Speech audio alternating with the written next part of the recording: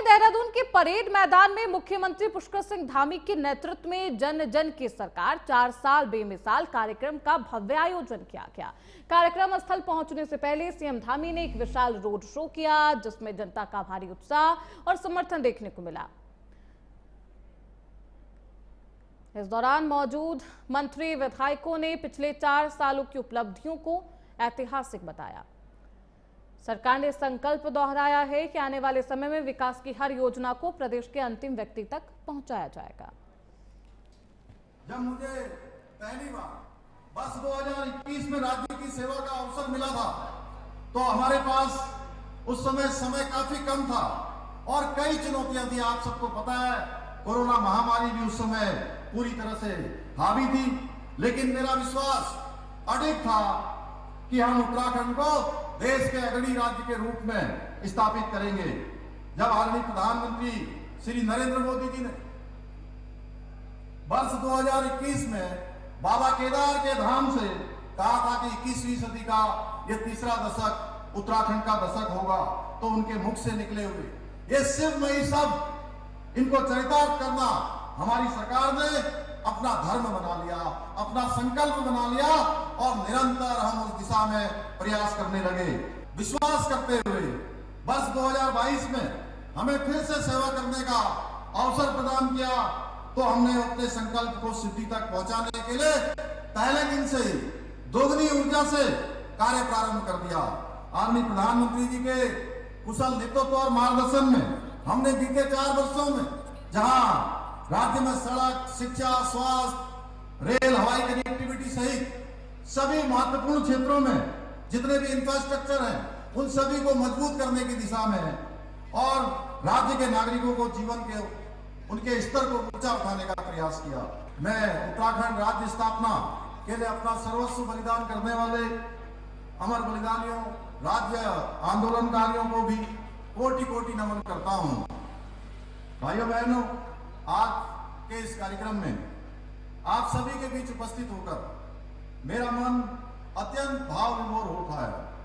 आज से 4 वर्ष पूर्व आप सभी ने सभी मिथक तोड़कर आपने भारतीय जनता पार्टी की सरकार बनाई और एक जो मिथक था राज्य के अंदर कि कभी भी कोई भी सरकार दोबारा सरकार में नहीं आती है, एक परिपाटी थी।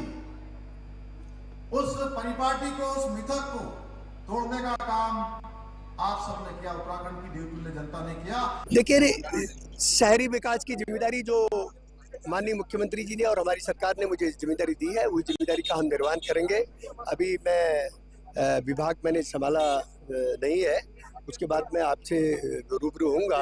निश्चित रूप से शहरी विकास मंत्रालय के माध्यम से जो भी आम जनता को यहाँ पर सुविधा मिलनी चाहिए, वो सुविधा को हम दिलाने का काम कर रहे हैं, हमारी सरकार करेगी। और कहीं पर कोई कूड़े की प्रॉब्लम है, उस कूड़े को यहाँ पर से हटाने का काम किया जाता है। कहीं पर जैसे लोग गायों को छोड़ दे रहे हैं, अपने पालतू जानवरों को छोड़ दे रहे हैं, उसका क्या समाधान होगा, इस समय भी हम काम करेंगे। निश्चित रूप से स्वास्थ्य, क्योंकि राज्य में पलायन के 2 ही कारण है, शिक्षा और स्वास्थ्य।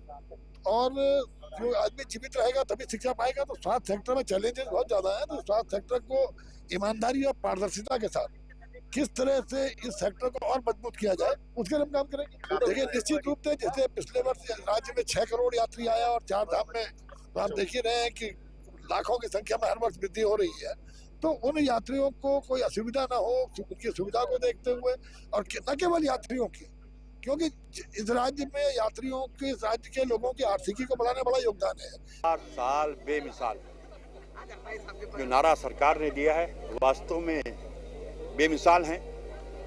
4 साल के अंदर कई ऐतिहासिक काम इस सरकार ने किए हैं। यूसीसी लागू करने वाला देश का पहला राज्य उत्तराखंड है। धर्मांतरण कानून, नकल कानून, भू कानून, दंगा विरोधी कानून लाने का काम इस सरकार ने किया है। शहीदों के सम्मान राशि में पुरस्कार राशि को बढ़ाने का काम इसने किया है। शहीदों के सम्मान में विशाल सैन्य धाम ये सरकार बना रही है।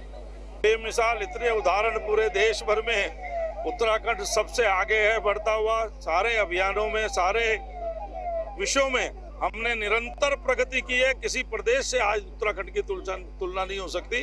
उत्तराखंड सबसे आगे हर चीज में, राष्ट्रीय मानकों में हम आगे निकले हैं। चाहे वो एसडीजी गोल्स हो, हमारे स्टेट की जीडीपी हो, फाइनेंशियल मैनेजमेंट हो, खनन के सुधार हो, हर काम में उत्तराखंड धामी जी के नेतृत्व में आगे आगे।